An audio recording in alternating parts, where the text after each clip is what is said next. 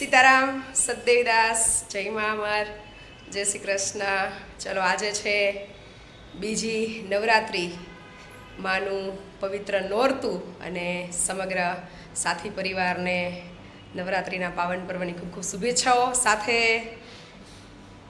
આસો સુદ બીજ અને મારા જીવનનો સૌથી સરસ મજાનો દિવસ. આજે આપણી અમરધામ આશ્રમની નવી જગ્યા, અમરધામની પવિત્ર ભૂમિ, એનું ઓફિશિયલી ડિક્લેરેશન છે.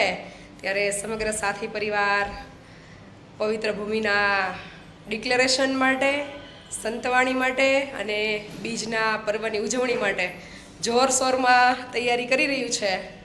તો તમને બધાને પણ ખૂબ ખૂબ શુભેચ્છાઓ, અભિનંદન. હમણાં જ થોડી વારમાં અમારા ભાઈઓ જયદીપભાઈ અને પાર્થભાઈ ફૂલ લઈને પહોંચે છે.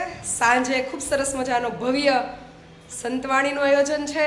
આશ્રમ પર લાપસી, કઢી, ખીચડી, ઊંધિયું અને રોટલી, આવો સરસ મજાનું પ્રસાદનું આયોજન છે. એટલે થોડી વારમાં કરશું ઊંધિયાની તૈયારી.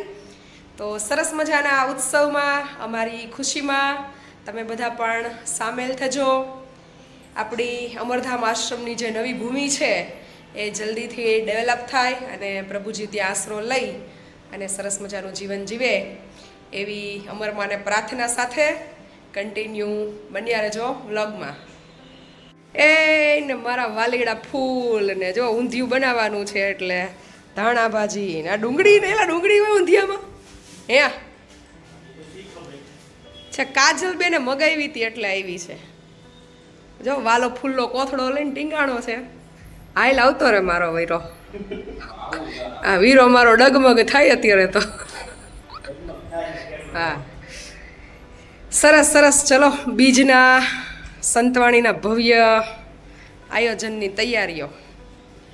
અમારા પાર્થભાઈ અને જયદીપભાઈ ફૂલ લઈને આવી ગયા. હવે બનાવશું ઊંધિયું અને પછી અમે બધા જશું 4 વાગે આશ્રમ પર. સરસ મજાની ભવ્ય જોરશોર બીજની ઉજવણી અને સાથે સાથે અમરધામ આશ્રમની નવા ભૂમિની, પવિત્ર ભૂમિની ખૂબ ખુશીઓની ઉજવણી. તો એ ઉજવણી કરવા માટે તમે બધા પણ પધારજો. અને કન્ટિન્યુ શું છે ભાઈ? કમિંગ સૂન. આજે પૂરું થવા જઈ રહ્યું છે. હા, આ બાજુ ઊંધિયાની તૈયારી કરશું અને પછી અમે લોકો જશું આશ્રમ તરફ. તો કન્ટિન્યુ રહેજો. હાલો ભાઈ, finally coming soon, coming soon, coming સૂનનો આજે ધ એન્ડ થઈ ગયો. અને શું કહેવાનું પાર્થભાઈ, કેવું રહ્યું 8 દિવસનું, 7 દિવસનું કમિંગ સૂન? ઉત્સાહ તો બહુ હતો જ. હે, અમને તો ઉત્સાહ બહુ હતો એમ કે આ બધું ક્લિયર થઈ જાય અને અમરધામ આશ્રમનું નિર્માણ થાય અને બેનની તપસ્યાનો અત્યારે અંત આવ્યો છે. વાહ રે વાહ, જય હો. કે અમે પણ ખુશ છીએ. જયદીપભાઈ તમારું? ખુશ છું. વાલા 5 લીટર મોકલાવું? ના, કેટલું મારે 91% આવ્યા છે તો હું ખુશ છું. આજે હુંય ખુશ છું. તમને કેટલા ટકા આવ્યા? મારે હોપું હોય હો પૂરા પાસ. ચાકુ નથી. શું કહેવાનું થાય તારું 3 વર્ષના રિવ્યુ? 3 વર્ષના રિવ્યુ તો બહુ અઘરા છે બેન, એને વર્ણવી શકાય એવું તો છે જ નહીં. કેમ કે ઘણા સમયથી હું તમારી સાથે હું અને તમારી અથાગ મહેનત અને પ્રભુજીઓ પ્રત્યે જે પ્રેમ હતો કે એને આપણે રિસોર્ટ લાઈફ જીવન આપીએ કે જેવું આપણે જે સાજા માણસો પણ ના જીવી શકે એવું જીવન આપણે એને આપીએ. અને હવે એ તમારી અથાગ મહેનત અને અથાગ પ્રયત્નનો અંત આવી ગયો. એટલે મા અમરને ખાલી એટલી જ પ્રાર્થના કે તમને હરમેશ ખુશ રાખે અને તમારી જેટલી પણ મનોકામના છે એ બધી માં પૂરી કરે એવી પ્રાર્થના.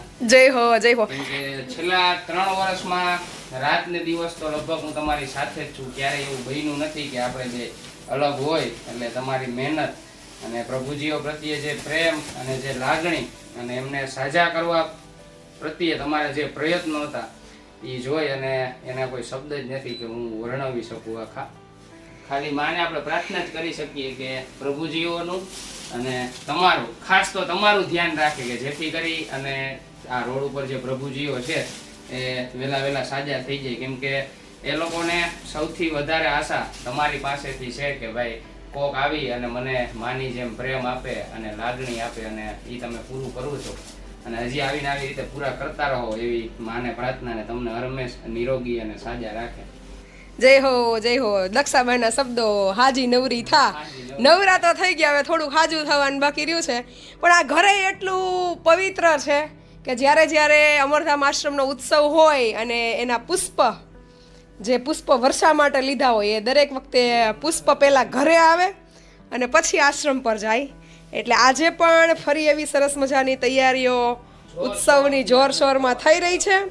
તો કન્ટિન્યુ રહેજો. અષાઢી બીજ જેવું આખું વાતાવરણ કરી દેવાનું છે. અષાઢી બીજ જેવું ભવ્ય વાતાવરણ અને દિવ્ય વાતાવરણ. તો બધાને ખૂબ પ્રેમ સાથે, ખૂબ ભાવ લાગણી સાથે પધારવા ભાવભર્યું આમંત્રણ છે.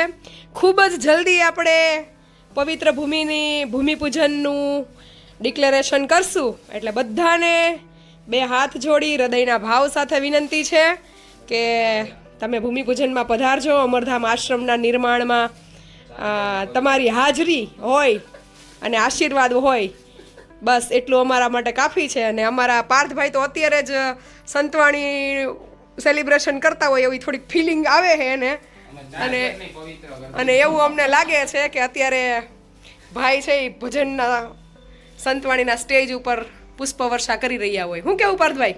એવું જ છે કંઈક. અને અલગ આનંદ છે ને. આ તો ઘરની 200 વીઘા જગ્યા લીધી હોય તો આનંદ ન આવે.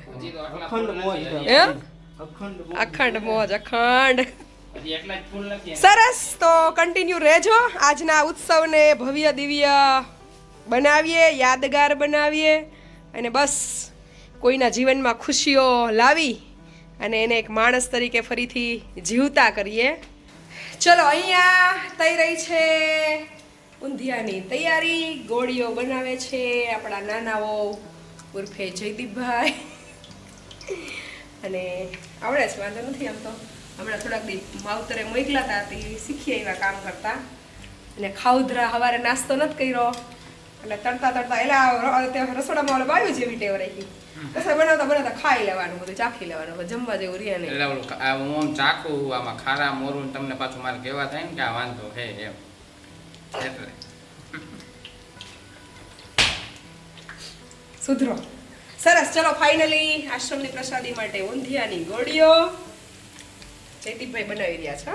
એટલે ગોતીડે હાથ અડાડ્યો છે. આમ તો કાંઈ નહીં, બધું કરવા ના ના, છોકરો બહુ ડાયો છે, સીધો સાધો.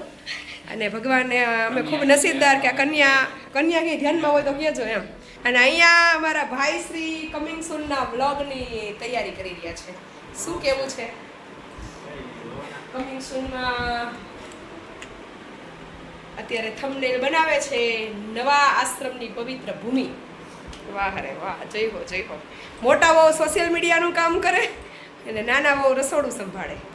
તો ધમાકેદાર એન્ટરટેનમેન્ટ, ઉત્સવ, આનંદ, ઉજાસ, નવરાત્રિનું પાવન પર્વ ને જીવનના સોનેરી સૂર્યસમા દિવસો એની ઉજવણીમાં કન્ટિન્યુ રહેજો.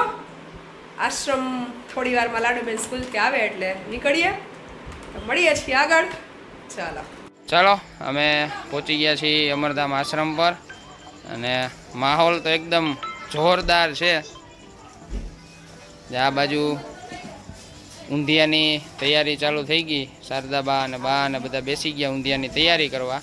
અને આ બાજુ અમારા બેન છે એ હમણાં ઊંધિયાનો મસ્ત મજાના ઊંધિયાનો વઘાર મારશે કે લગભગ કઢી હાલે હજી તો ભાઈ કઢી હાલે. મને નથી ખબર ને કે કઢી છે કે ઊંધિયું છે એમ. બેયને સુગંધ બેયની પૂગવાની જ છે. પછી તો પૂગશે ને ફેંકતા કોઈ નથી. પૂગી તો જાહે જ ઉમે. હા એમ ચાલુ રાખો તમે. જા બાજુ બધા બહેનો બનાવે છે રોટલા.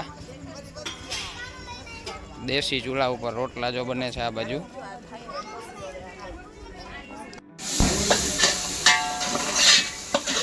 ચાલો, મસ્ત મજાની આયુર્વેદિક કઢીનો વઘાર લાગી ગયો છે.